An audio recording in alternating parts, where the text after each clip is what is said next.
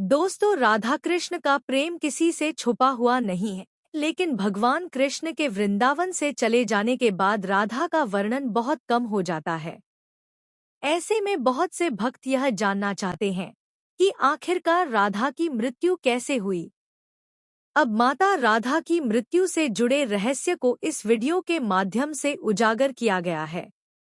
इतना ही नहीं दोस्तों, आज हम आपको राधा की मृत्यु कहाँ हुई थी व राधा की मृत्यु कब हुई थी जैसे महत्वपूर्ण प्रश्नों के उत्तर भी देने वाले हैं। इसे जानकर अवश्य ही आपको माता राधा के अंतिम पलों को जानने में सहायता होगी। साथ ही यह भी जानने को मिलेगा कि राधा की मृत्यु के बाद भगवान श्री कृष्ण ने क्या किया था। राधा की मृत्यु कैसे हुई?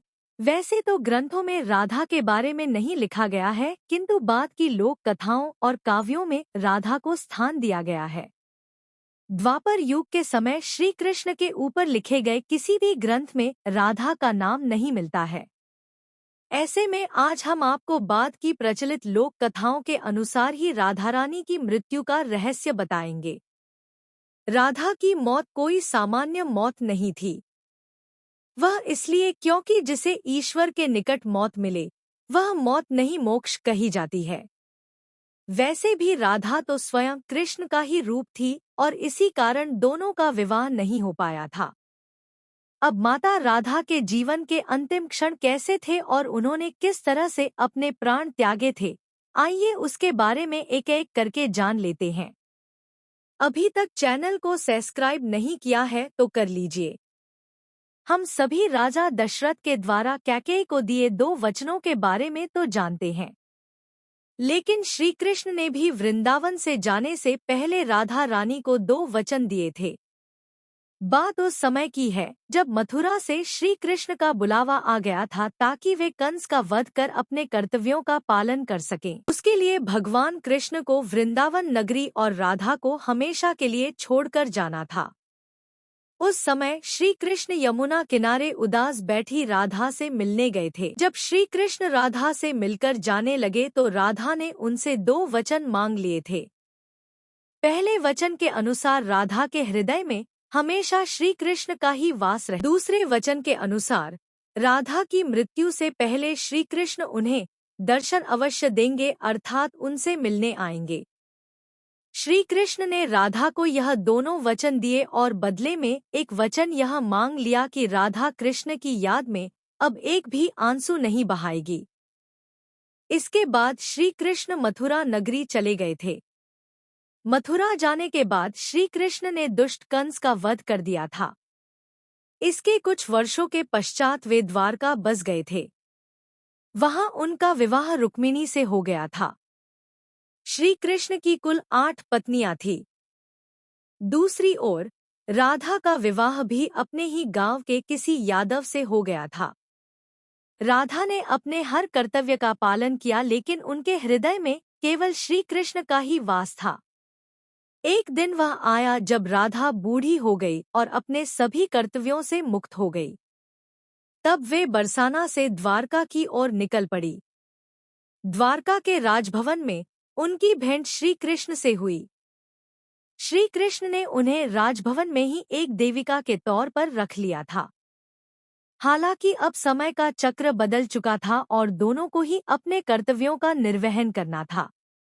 राधा रानी का वहां मन नहीं लगा क्योंकि वृंदावन के कान्हा और द्वारका के श्री कृष्ण में बहुत अंतर आ चुका था। इस कारण एक दिन राधा ने द्वारका के राजभवन को भी त्याग दिया और वनों में चली गई। अब राधा की मृत्यु का रहस्य जानने का समय आ गया है। द्वारका नगरी छोड़ने के अगले कुछ समय तक राधा वनों में कृष्ण की खोज में भटकती रही।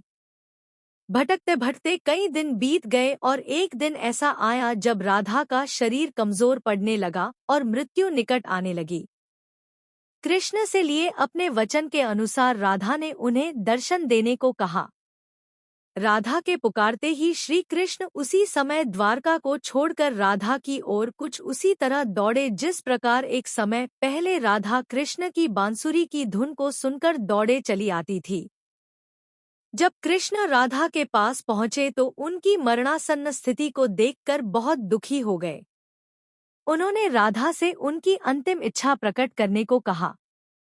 इस पर राधा ने उन्हें फिर से उसी धुन में बांसुरी बजाने को कहा जिसे वे वृंदावन में बजाया करते थे। यह सुनकर श्री कृष्ण ने अपनी बांसुरी उठाई और उसे बजाने लगे। कहते हैं कि श्री कृष्ण ने दिन रात बिना रुके बांसुरी बजाई। बांसुरी की यही धुन सुनते सुनते ही राधा रानी ने अपने प्राण त्याग दिए थे। यह भी कहते हैं कि राधा की मृत्यु को देखकर स्वयं नारायण अवतार श्री कृष्ण भी इतने दुखी हो गए थे कि उन्होंने अपनी बांसुरी वहीं तोड़कर फेंक दी थी और फिर कभी उसे हाथ नहीं लगाया था। आशा है कि आपको अपने प्रश्न राधा की मृत्यु कैसे हुई का उत्तर मिल गया होगा। अब यदि आपके मन में यह प्रश्न है कि राधा रानी की मृत्यु कहाँ हुई थी, तो इसका कोई स्पष्ट उत्तर नहीं है। वह इसलिए क्योंकि द्वारका नगरी को छोड़ने के बाद राधा वनों में चली गई थी और कई दिनों तक वहीं रही थी। संभवतः वह द्वारका नगरी के आसपास के वन ही होंगे, क्योंकि वे श्री कृष्ण से ज्यादा दूर नहीं गई होगी। फिर भी यह पक्के तौर पर नहीं कहा जा सकता है कि वह कौन सा स्थान था जहां माता राधा ने अपने प्राण त्याग दिए थे। इसके बारे में कहीं पर भी वर्णन नहीं मिलता है। अपनी मृत्यु के पश्चात राधा श्री कृष्ण में ही विलीन हो गई थी। श्री कृष्ण ने द्वापर युग के अंत में जन्म लिया था। एक तरह से वह समयकाल द्वापर युग के अंत का और कलयुग की शुरुआत का समय ही माना जाएगा।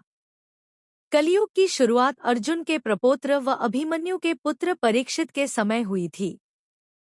एक तरह से श्री कृष्ण की तीसरी पीढ़ी में इसकी शुरुआत हुई थी। हालांकि श्री कृष्ण का पूरा परिवार तो गांधारी के दिए श्राप के कारण पहले ही मृत्यु की गोद में समा गया था।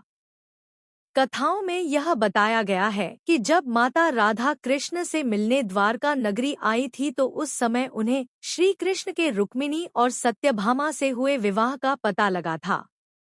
इसका अर्थ यह हुआ कि उस समय तक श्री कृष्ण के 2 ही विवाह हुए थे। उसके बाद राधा रानी कुछ समय के लिए ही द्वारका नगरी रही थी और फिर वनों में जाकर कुछ ही दिनों में उन्होंने प्राण त्याग दिए थे। इस तरह से राधा की मौत श्री कृष्ण के दूसरे विवाह के कुछ समय पश्चात ही हो गई थी। बहुत लोगों के मन में यह बात भी रहती है कि राधा की मृत्यु किसी पाप के कारण हुई थी, जबकि ऐसा नहीं है। माता राधा स्वयं नारायण का अवतार थी, जबकि रुक्मिणी लक्ष्मी का अवतार थी। श्री कृष्ण व राधा दोनों ही नारायण अवतार थे और इसी कारण दोनों का विवाह नहीं हो पाया था।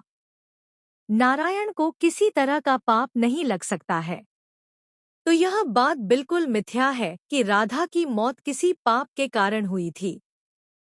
यह लोगों के द्वारा सनातन धर्म का दुष्प्रचार करने के लिए फैलाया गया एक भ्रम है। ऐसे में आप इसे अपने दिमाग से निकाल दें कि राधा की मृत्यु किसी पाप के कारण हुई थी। आज आपने यह जान लिया है कि राधा की मृत्यु कैसे हुई। मृत्यु और उसके बाद श्री कृष्ण के द्वारा अपनी बांसुरी तोड़ने की घटना बहुत ही मार्मिक है। इसके द्वारा ईश्वर ने भी मानवीय रूप में मनुष्य की भावनाओं को दिखाने का काम किया है, जो अद्भुत है। श्री कृष्ण का राधा के प्रति और राधा का श्री कृष्ण के प्रति प्रेम निश्चल था, जिसकी तुलना नहीं की जा सकती है। यही कारण है कि श्री कृष्ण की 8 पत्नियां होने के बाद भी आज तक उनका नाम केवल और केवल राधा रानी के साथ ही लिया जाता है। उम्मीद करते हैं वीडियो पसंद आया होगा। लाइक लिए शेयर कीजिए। Thanks for watching.